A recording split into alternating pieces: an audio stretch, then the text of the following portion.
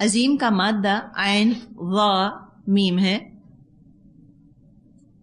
بڑی ہڈی کو کہا جاتا ہے، بڑی سی ہڈی ہو، بون ہو، اس کو یہ کہتے ہیں. اچھا اب دیکھیں کفر کے لیے بھی کیا چیز ضروری ہے کہ بات پتہ چل جائے پھر نہ مانا جائے، علم ہو جائے، کوئی بات نظر آئے پھر چھپائیں، اسی کو ہم کفر کہیں گے. صحیح بات علم میں آ گئی ہو پھر ہی جھٹلاتا ہے انسان. ان کو پتہ چل گیا، ان کو معلوم تھا، پھر انہوں نے جھٹلا دیا. لہذا آخرت میں ان کے لیے بڑا عذاب ہے. عذاب کا مادہ عین ذال با ہے. عذوبہ کا مطلب ہوتا ہے میٹھا اور خوشگوار ہونا. عذاب کیا چیز ہے؟ عذاب وہ چیز ہے جو ہر چیز میں سے ہر قسم کی مٹھاس اور خوشگواری کو ختم کر دے، پلیزنٹنس کو ختم کر دے چیزوں میں سے، وہ عذاب ہوتا ہے. ہر وہ چیز جو انسان کے لیے تکلیف کا باعث ہو، سزا کا باعث ہو، وہ عذاب ہے. اب یہاں پہ 2 آیات میں ذکر ہو گیا کٹر کافروں کا، جن کو ہدایت نہیں ملے گی، ان پر ہدایت کا دروازہ بند. اب آگے آیت نمبر 8 سے ذکر شروع ہو رہا ہے ان کا جو کہتے ہیں خود کو مومن لیکن مومن نہیں ہیں. فرمایا وَمِنَ النَّاسِ مَن يَقُولُ آمَنَّا بِاللَّهِ وَبِالْيَوْمِ الْآخِرِ وَمَا هُمْ بِمُؤْمِنِينَ. بعض لوگ ایسے بھی ہیں جو کہتے ہیں ہم اللہ پر اور آخرت کے دن پر ایمان لائے ہیں، حالانکہ در حقیقت وہ مومن نہیں ہیں. تو اب تک 2 گروہوں کا ذکر ہم نے پڑھا تھا. ایک سچے مومن، ایمان کا بیج ان کے دل میں پڑا، اور جب بھی کوئی بیج درخت بنتا ہے تو اس درخت پر اس کا پھل بھی لگتا ہے. ایمان کا بیج ان کے دل میں پڑا اور نیک عمل کا پھل ان پہ لگ گیا. ایمان کا پھل، ایمان کے ثمرات ان کی شخصیتوں میں ظاہر ہو رہے ہیں. اب دوسرا گروہ پکے کٹر کافروں کا، اس کا ذکر آ گیا. اب یہ بیچ کا گروہ، اصطلاحی نام، ٹرمینالوجی جو ایسے لوگوں کے لیے استعمال ہوئی وہ ہے منافق، ہیپوکریٹس. لیکن یہاں ہم سورہ بقرہ میں لفظ منافق نہیں پڑھیں گے، صرف آئیڈینٹیفائی کیا گیا ہے، ابھی پہچان کرائی گئی ہے علامات کے ذریعے سے، نام نہیں بتایا. تو یہ بیچ کا گروہ، اس میں منافق آتے ہیں اور یہود بھی آتے ہیں، بنی اسرائیل، جیوز. وجہ کیا ہے ان کی ہپوکریسی کی، یا یہودیوں کا ذکر اس طرح نیگیٹو کیوں کیا گیا؟ بات یہ ہے کہ وہ نبی پر ایمان نہیں لاتے، نبی اکرم صلی اللہ علیہ وسلم پر. یہود تو زبان سے بھی کہتے ہیں کہ ہم نہیں مانتے، منافق زبان سے کہتے تھے مانتے ہیں، دل سے نہیں مانتے تھے. تو کہا کہ یہ مومن ہے ہی نہیں. اصل جو ایمان ہے، اصل ایمان وہ ہے ہی ایمان بالرسول، رسول پر ایمان لانا. اب دیکھیں یہاں یہ کہہ رہے ہیں کہ ہم تو اللہ کو بھی مانتے ہیں، آخرت کو بھی مانتے ہیں، اللہ فرما رہا ہے مومن ہے ہی نہیں. تو کون سی ایمان کی کمی رہ گئی؟ رسالت والے ایمان کی کمی رہ گئی ہے. جی ہاں، منافق پر رسول کی اطاعت بہت بھاری گزرتی تھی اور گزرتی ہے. ریئیکشن ہوتا ہے اس کے اندر، ریولژن، اس کے اندر کراہیت آتی ہے رسول کی اطاعت کے نام سے، نہیں کرنا چاہتا رسول کی اطاعت، ریپیل ہوتا ہے. اور یہودی نبی اکرم صلی اللہ علیہ وسلم پر ایمان لانے کو ضروری نہیں سمجھتے تھے. اب جو رسول کی بات نہیں مانتا، رسول پر ایمان نہیں لاتا، تو نہ تو اس کو اللہ کی مرضی معلوم ہو سکتی ہے کہ اللہ چاہتا کیا ہے، اور نہ ہی آخرت کا صحیح کنسیپٹ، صحیح تصور سامنے آ سکتا ہے. رسول کو نکال دیں، من مانی آخرت بنا لیں، من مانے خدا پر ایمان لے آئیں. وہ تو رسول ہیں جو صحیح تصور پیش کرتے ہیں کہ اصل میں اللہ کیا چاہتا ہے. وہ پیغامبر ہیں نا، میسنجر ہیں، وہ اللہ کا پیغام ہمیں لا کر بتاتے ہیں کہ دیکھو اللہ تم سے یہ چاہتا ہے. ایک آخرت کا تصور ہو سکتا ہے کسی نے اپنے دماغ میں بنایا ہوا ہو، اور ایک آخرت کا تصور ہے جو نبی اکرم صلی اللہ علیہ وسلم کے ذریعے ہمیں پتا چلا. تو ہمیں تو اسی کو ماننا ہے جو اللہ کے رسول نے بتایا. رسول کو بیچ میں سے نکال دیں، اب اپنی منمانی کرنے کے لیے انسان آزاد ہے. اللہ کو ماننا اس کے عمل پر اثر انداز نہیں ہوگا. آخرت کو ماننا اس کے عمل پر اثر انداز نہیں ہوگا، اس کی ڈیڈز کو امپیکٹ نہیں کرے گا آخرت کا عقیدہ. اپنے ذہن سے خود نیکی کا کوئی تصور بنا لے گا، بہت ہلکا پھلکا، بہت ڈائلیوٹ قسم کا تصور. ریلیجن میڈ ایزی، آخرت کو بھی مانا، اللہ کو بھی مانا، اپنی مرضی کی. تو پتہ یہ چلا کہ اللہ کو ماننا اور آخرت کو ماننا انسان کے عمل کو ٹھیک نہیں کرتا. یہ عقیدہ ہے، عمل کو ٹھیک نہیں کرتا جب تک رسول کو نہ مانا جائے. رسول کی تعلیمات کی روشنی میں اللہ کی مرضی کو نہ سمجھا جائے اور آخرت کو نہ سمجھا جائے، ہدایت نہیں مل سکتی، ایمان نہیں آ سکتا. اسی لیے کہا وما ہم بمؤمنین، یہ مومن نہیں ہے. یہ یہودی بھی مومن نہیں ہے اور منافق بھی مومن نہیں ہے. یہ سورہ بقرہ، اس کے بارے میں آپ کو علم ہے کہ یہ مدنی سورت ہے. پہلے دو گروہ جن کا ذکر آیا، مومنوں کا اور کٹر کافروں کا، یہ تو مکے سے چل رہے تھے، مکے ہی میں موجود تھے. جو تیسرا گروہ ہے بین کا، بیچ بیچ کا گروہ، منافق، اس کا وجود مکے میں نہیں تھا. نفاق کا پودا مدینے آ کر لگا اور یہ یہودیوں کی سرپرستی میں لگا. یہود یوں سمجھے جیسے یہ ٹال درخت کہیں ہوتے ہیں نا، اور اس کے شیڈ میں کچھ چیزیں پروان چڑھتی ہیں، اس کے سائے میں کچھ پودے پروان چڑھتے ہیں. تو یہ یہودی سمجھے کہ وہ درخت تھے جن کے سائے میں نفاق کا پودا پروان چڑھا. مدینے میں علمی لحاظ سے، انٹلیکچولی اور تمدنی لحاظ سے، کلچرلی یہودیوں کا غلبہ تھا، وہ ڈومیننٹ تھے، یہودی ڈومیننٹ تھے. مکے میں تو جو لوگ اسلام لاتے تھے ان کو پتا ہوتا تھا کہ اسلام لانا، اسلام کا اظہار کرنا جان جوکھوں کا کام ہے. تو ان کے دلوں میں پہلے ایمان اور اسلام کی سچائی جگہ بناتی تھی. ایمان پہلے آتا تھا، ان کا دل پہلے قائل ہوتا تھا. اسلام کے بارے میں وہ سنتے تھے، پڑھتے تھے، ان کا دل گواہی دیتا تھا کہ جو اسلام کی تعلیمات ہیں 100% سچی ہیں. تو وہ حق کی خاطر، سچائی کی خاطر ایمان لاتے تھے اور پھر زبان سے بھی اقرار کر لیتے تھے.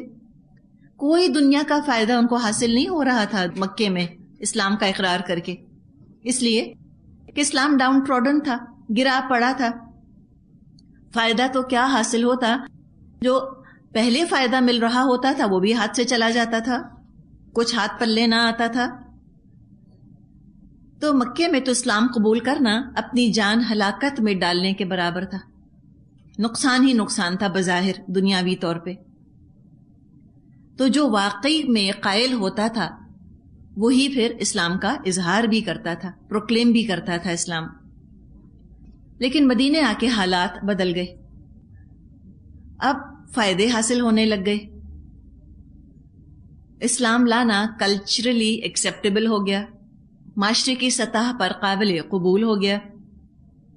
کوئی مار نہیں پڑتی کلمہ پڑھنے پر.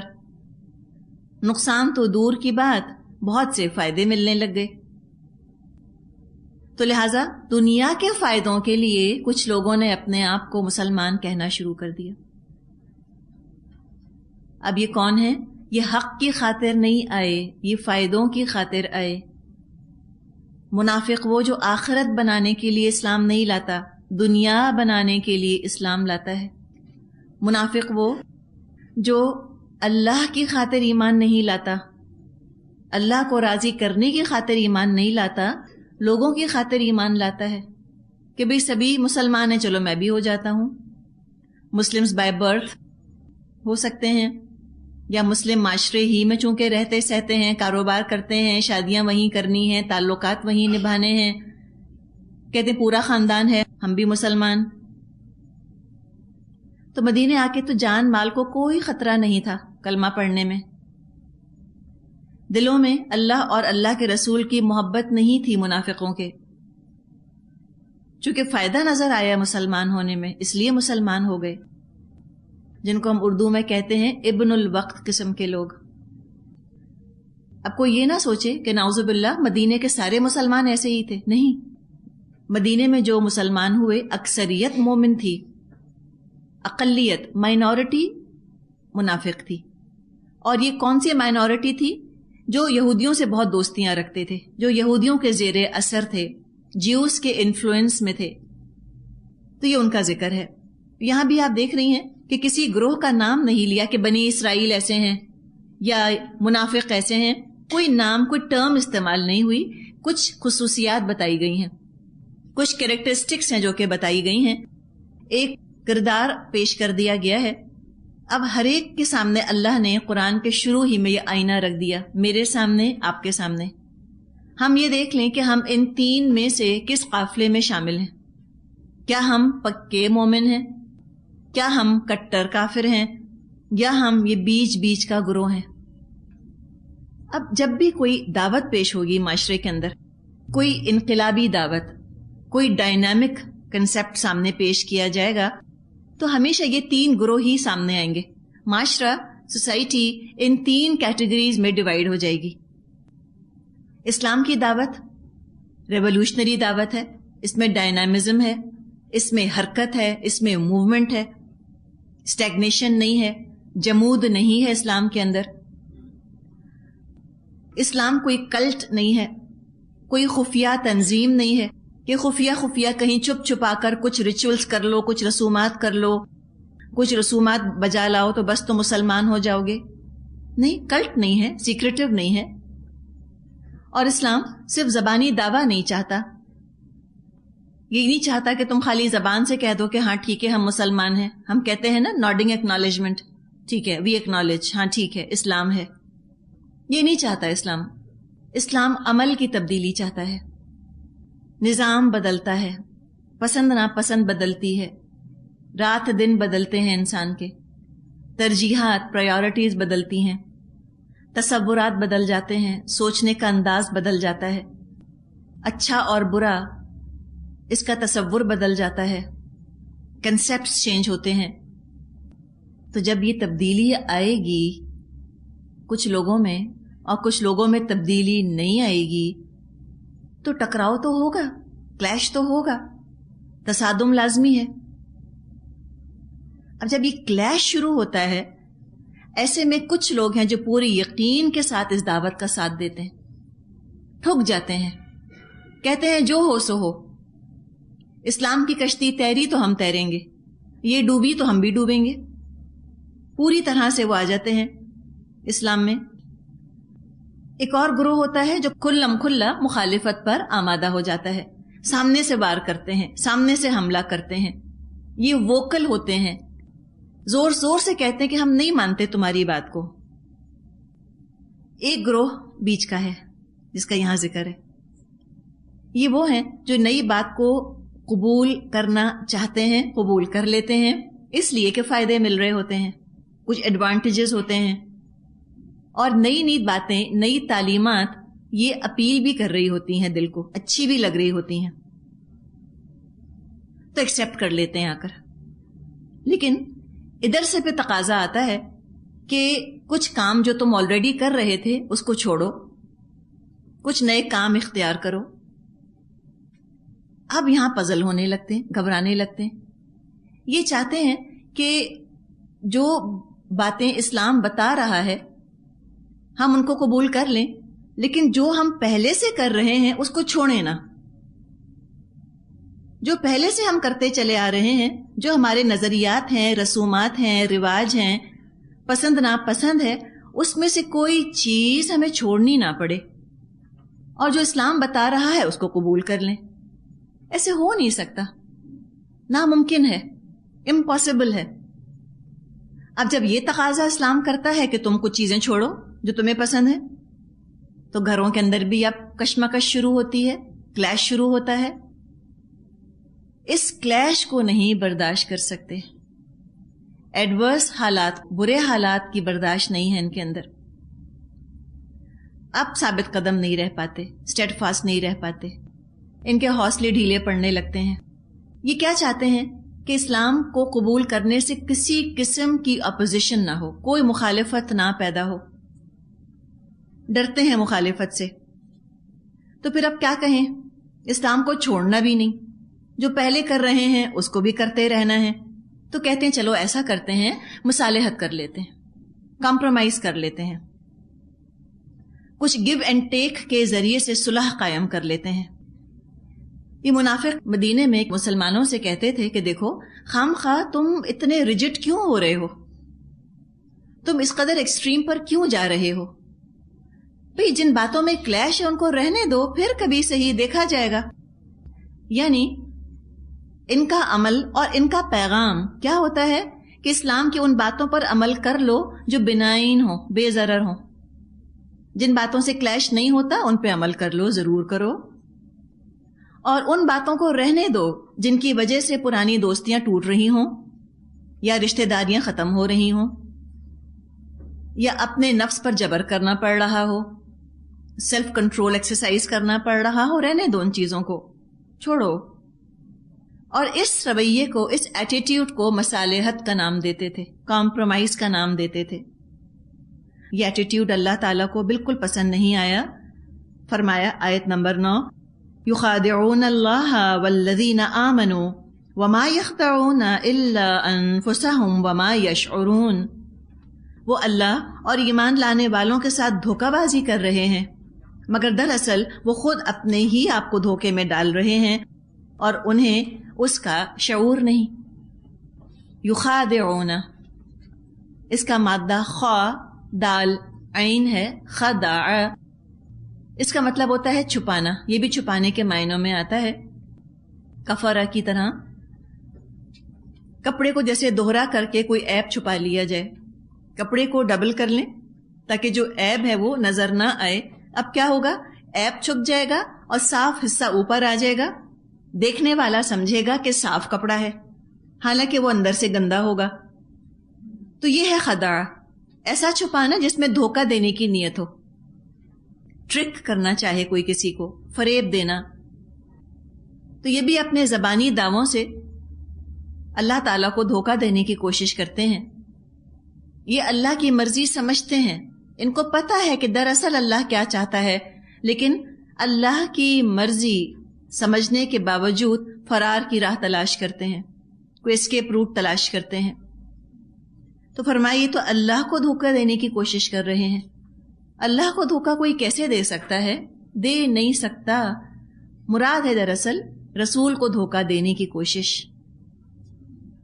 رسول کو دھوکہ دینے کی کوشش ایسی ہی ہے جیسے کہ اللہ کو دھوکہ دینا۔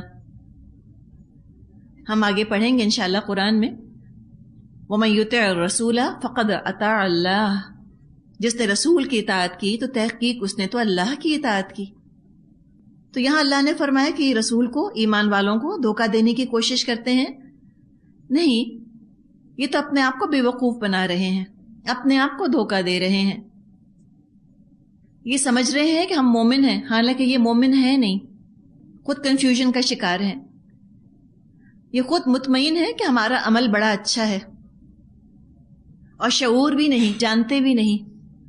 اس سے کیا بات پتہ چلی کہ جو منافق ہوتا ہے اس کو خود نہیں پتا ہوتا میں منافق ہوں۔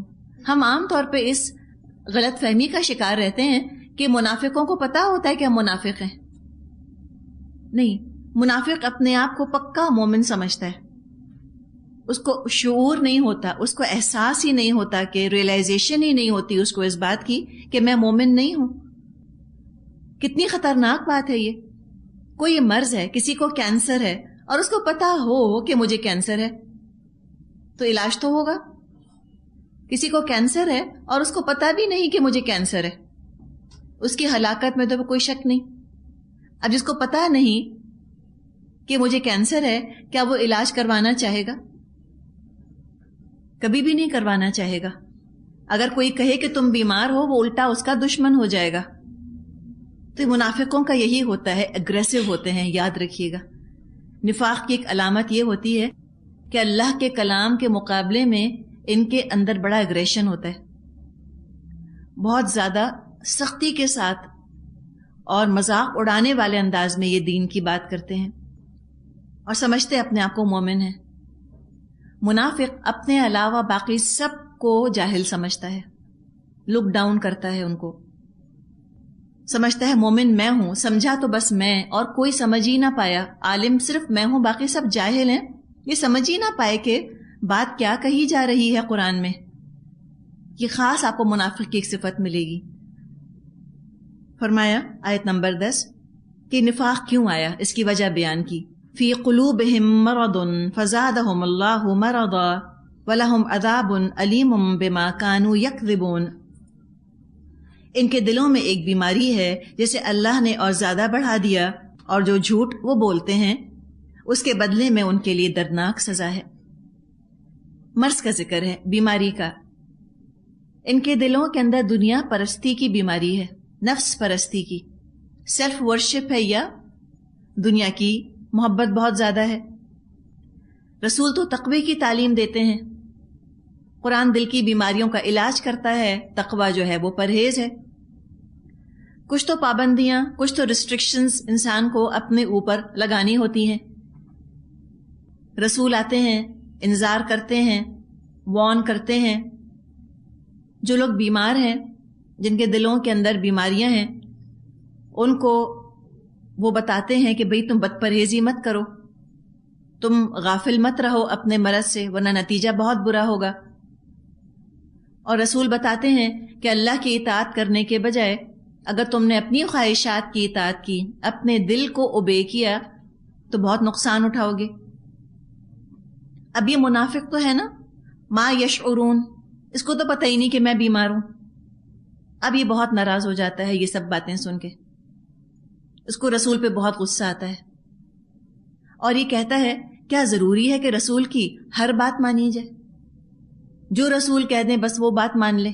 یہ کوئی بات ہوئی؟ کیا ہم نہیں سوچ سکتے اپنی عقل سے؟ I can think for my self, یہ چیز تھینکس بٹ نو تھینکس والا رویہ. مجھے مت بتاؤ، مجھے خود پتا ہے، میں خود بھی پڑھ سکتا ہوں. وہ کہتے تھے کہ قرآن میں جو لکھا ہے بس کافی ہے. آگے پڑھیں گے انشاءاللہ ہم سورہ محمد میں یہ بات آئے گی منافقوں کی. وہ کہتے تھے اگر نبی اکرم صلی اللہ علیہ وسلم کوئی حکم دیتے تھے تو منافق کہتے تھے لولا انزلت سورہ، کوئی سورت کیوں نہیں نازل ہو جاتی؟ تو کہتے تھے بس جو لکھا ہے قرآن میں وہ کافی ہے، آپ مت بتائیے ہمیں. تو رسول کا بتایا ہوا طریقہ، رسول کی بتائی ہوئی تفسیر ان کو بالکل اچھی نہیں لگتی تھی. ریزنٹمنٹ پیدا ہوتا تھا ان کے دلوں میں. دل میں بھی اسلام کے خلاف غصہ اور نفرت پیدا ہوتی تھی، لیکن زبان سے کہہ نہیں سکتے تھے. تو وہ تمنا کرتے کہ کسی طرح اس دعوت کو نقصان پہنچ جائے تو ہماری مشکل آسان ہو. کچھ نبی اکرم صلی اللہ علیہ وسلم کو ہو جائے، دین بتانے والوں پر کوئی مصیبت پڑ جائے، کوئی اسلام پر ایسی مشکل ٹوٹ پڑے کہ اسلام کا خاتمہ ہو جائے، ہم اپنی پچھلی زندگی کی طرف لوٹ جائیں. لیکن کیا ہوا؟ ان کی توقعات کے، خواہشات کے بالکل برعکس، بالکل اپوزٹ. مدینے میں آ کر اسلام کی ترقی میں اور اسلام کی اسٹیبلٹی میں اضافہ ہی اضافہ ہو رہا تھا. اس سے ان کے دلوں کے اندر اور حسد کی آگ بھڑکی، اور جیلیسی پیدا ہوئی ان کو اسلام سے. تو زبان سے تو کہہ رہے ہوتے تھے یہ منافق ہے، مسلمان ہے، اندر آپ سوچیں نا، اندر وہ نفرت. کتنی تکلیف دہ ان کی کیفیت ہوگی کہ ایک انتہائی ناپسندیدہ چیز کو ان کو برداشت کرنا پڑ رہا تھا. ڈر بھی لگتا تھا ان کو کہیں ہمارا پول نہ کھل جائے، کہیں پتہ نہ چل جائے لوگوں کو کہ ہم کیا سوچ رہے ہیں. تو عجیب تکلیف دہ کیفیت میں مبتلا تھے. Very painful situation. نہ حق قبول کرنے کے لیے آمادہ، نہ کھل کر اس کی مخالفت کر سکتے تھے. تب یہ کیا کرتے تھے؟ یہ چھپ چھپ کر اسلام کے خلاف جھوٹی باتیں پھیلاتے تھے. مسلمانوں کے ساتھ ہوتے تو وفاداری کے دعوے کرتے، کہتے ہم تم ہی جیسے ہیں. اور جب اپنے دوستوں کے ساتھ جا کر بیٹھتے جو ان کے دلی جگری دوست تھے، کہتے ہم تمہارے ساتھ ہیں. تو فرمائے کہ وَلَهُمْ عَذَابٌ عَلِيمٌ، ان کے لیے بڑا دردناک عذاب ہے، بِمَا كَانُوا يَكْذِبُونَ، بوجہ اس جھوٹ کے جو یہ بولتے رہتے ہیں.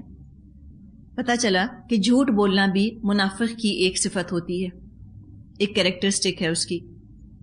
نبی اکرم صلی اللہ علیہ وسلم نے منافق کی خصوصیات میں ایک یہ بھی بتائی ہے کہ جب بولتا ہے جھوٹ بولتا ہے. آپ یہ بتائیں کہ جھوٹ کی عادت کس ذہنیت کی، کس شخصیت کی عکاسی کرتی ہے، کس طرح کی پرسنالٹی کو ریفلیکٹ کرتی ہے؟ خالی ہاتھ کھڑا کر کے بتائیے. جی آپ بتائیے. کاورڈ، بالکل بزدل، سچویشن کو فیس نہیں کر سکتا، بزدلی کی علامت ہوتی ہے. اور بتائیے. جی آپ بتائیے. انسیکیور ہوتے ہیں، دو رخی شخصیت ہوتی ہے نا. جی ہاں, وہ انگلش میں کہتے ہیں نا, if you cannot convince them, confuse them. جی ہاں, آپ کچھ کہہ رہی ہیں. دھوکہ دینے کے لیے. جی ہاں, دو رخی شخصیت ہوتی ہے, ڈیول پرسنالٹی ہوتی ہے ان کی. بزدلی کی علامت ہے جھوٹ بولنا, کنفیوژن کی علامت ہے. غیر اعتمادی, انڈر کانفیڈنٹ جو ہوتے ہیں وہ بہت جھوٹ بولتے ہیں. ایک جھوٹ کو چھپانے کے لیے 70 جھوٹ بولنے پڑتے ہیں انسان کو. جب اتنے جھوٹ بولتے ہیں تو پھر یاد بھی نہیں رہتا کس وقت کون سا جھوٹ بولا تھا. ڈرتے ہی رہتے ہیں ہمارے جھوٹ کا پول نہ کھل جائے, دماغ پریشان رہتا ہے. ایک اور بھی چیز جھوٹے کی شخصیت میں ہوتی ہے کہ جو خود کثرت سے جھوٹ بولتا ہے نا, وہ اگلے پر بھی بھروسہ نہیں کرتا. اس کو اگلے پر بھی شک ہی رہتا ہے کہ یہ کہیں جھوٹ تو نہیں بول رہا. اس کو سائیکالوجی میں پروجیکشن کہتے ہیں. جو خود جیسا ہوتا ہے وہ دوسروں کو ویسا ہی سمجھتا ہے. کمپلسو لائرز ہوتے ہیں منافق, ہیبیچول لائرز, عادی جھوٹ بولنے والے. اتنا جھوٹ بولتے ہیں کہ احساس مٹ جاتا ہے کہ ہم جھوٹ بول رہے ہیں. اپنا فائدہ حاصل کرنے کے لیے جب چاہتے ہیں آرام سے جھوٹ بول دیتے ہیں. مثال کے طور پہ کوئی اپنے معاشرے کی مثال بتائیے جھوٹ کی. منافق کو بھی رہنے دیں, صرف جھوٹ کی بات کریں. چھوٹی چھوٹی باتوں میں, معمولی چیزوں میں جھوٹ. درزی کو جوڑا دے کر آئے, اب کہا کل پہننا ہے مجھ کو. کل نہیں پہننا, لیکن صرف اس لیے یہ کہا تاکہ اس پر پریشر ڈالیں اور وہ جلدی سے ہمیں سی کے دے دے. یہ کہنا کہ ہم فلاں کے لیے سلوا رہے ہیں, وہ باہر جانے والے, ان کی تو کل کی فلائٹ ہے. کوئی کل کی فلائٹ نہیں ہوتی. لیکن کس طرح یہ جھوٹ بولا گیا؟ وما یشعرون, شعور بھی نہیں ہوا کہ ہم نے جھوٹ بول دیا. اور درزی بھی ویسے ہی ہوتے ہیں. کیوں شعور نہیں ہے؟ اس لیے کہ قرآن کو پڑھا نہیں نا, آخرت پر یقین کر کے قرآن کو نہیں پڑھا, اس وجہ سے. تو یہ معمولی چیزوں کے اندر جھوٹ بولتے رہنا. دکان پر گئے, دکاندار نے کپڑا دکھایا, کہیں کہ ہم فلاں دکان پر تو یہ اتنے کا چھوڑ کر آئے ہیں. کوئی نہیں چھوڑ کر آئے ہوتے, خالی کہنے کے لیے اس کو. یا یہ کہا اچھا آپ ہمیں سستا کپڑا دے دیں, ہم اور بھی لوگوں کو بھیجیں گے, اب ہم آپ ہی کی دکان سے ہمیشہ لیں گے. گھر آ کر بھول بھی جاتے ہیں اللہ جانے کون سی دکان تھی. خالی اس کو یقین دلانے کے لیے کہ آپ ہمیں اپنا گاہک بنانا چاہتے ہیں, آپ سستا دیں گے تو ہم آپ کے گاہک بنیں گے. لیکن وما یشعرون, شعور بھی نہیں ہوتا کہ ہم نے جھوٹ بول دیا. پہلی چیز جو ہمیں اپنے لیے کرنی ہے, قرآن نے شروع میں بتا دیا, جھوٹ. اور یہ انسان کے لیے چیز ہوتی ہے بڑی اٹریکٹیو ہے. چھوٹی مشکل سے انسان امیجیٹ مشکل سے بچ جاتا ہے. اگر آ کر کوئی کلاس میں جھوٹ بول دے کہ میرا بچہ بیمار تھا یا میرے سر میں درد تھا, ہم کہاں جائیں گے ڈاکٹروں کے پاس چیک کرنے کہ واقعی آپ کے سر میں درد تھا یا خالی لیٹ آنے کی وجہ سے ایسی باتیں کر رہی ہیں. اسائنمنٹ وقت پر نہیں دینا تھا تو کہہ دیا, کوئی بہانہ بنا دیا. اور جھوٹ ہم بولتے ہیں بہانوں کے نام پر. ایکسکیوز, جھوٹی ایکسکیوزز. یاد رکھیں, آئیڈینٹیفائی کریں پھر ہم اپنے آپ کو. اگر ہم یہ کرتے ہیں تو ہم کس کیٹیگری میں جا رہے ہیں؟ 3 قافلوں کا, 3 گروہوں کا, 3 گروپس کا ذکر ہے. اس میں تو ہمیں ہونا ہی نہیں اس کیٹیگری کے اندر. اس لیے کہ منافقوں کے بارے میں تو اللہ تعالیٰ نے فرمایا ہے کہ ان المنافقین فی الدرک الاسفل من النار, منافق تو جہنم کے سب سے نچلے گڑھے میں ہوں گے. یہ تو منافق کی صفت ہے. کھلم کھلا کافر ضروری نہیں کہ وہ جھوٹ بولے, بہت سچا بھی ہو سکتا ہے, سچ بولتا ہے بالکل کہنے میں, لیکن منافق اس کی شخصیت ٹوٹی پھوٹی, بیمار شخصیت. فی قلوبہم مرض, ان کی بات فرمائی تھی نا, مریض شخصیت ہوتی ہے, سک پرسنالٹی. اور سکنس کی علامت جھوٹ کا بولنا. چھوٹے چھوٹے فائدوں کے لیے, معمولی ہم کہتے ہیں نا ٹائٹ سچویشنز, مشکلات سے نکلنے کے لیے فوراً جھوٹ کا سہارا لے لینا. موقع کی مناسبت سے کوئی بھی بات بنا دیتے ہیں. ٹیلی فون آیا, کہہ دیا بچوں سے کہہ دو کہ ہم گھر پہ نہیں ہیں, موقع کی مناسبت سے. اب جو اتنا جھوٹ بولے گا, ظاہر ہے کہ اس کی میموری پر, اس کی یادداشت پر اثر تو پڑے گا. اس کی یادداشت اچھی نہیں ہوتی. اپنی شخصیت کی کمزوریاں دور کرنے کے بجائے اپنی شخصیت کی کمزوریوں پر یہ جھوٹ کا پردہ ڈالتے رہتے ہیں. امپروومنٹ ہوگی, بہتری ہوگی, کبھی نہیں ہوگی، کبھی بھی ان کی شخصیت نکھر نہیں سکتی. اپنی غلطی نہیں مانتے، اپنی غلطیوں کی اصلاح نہیں کرتے اور پکے ہو جاتے ہیں.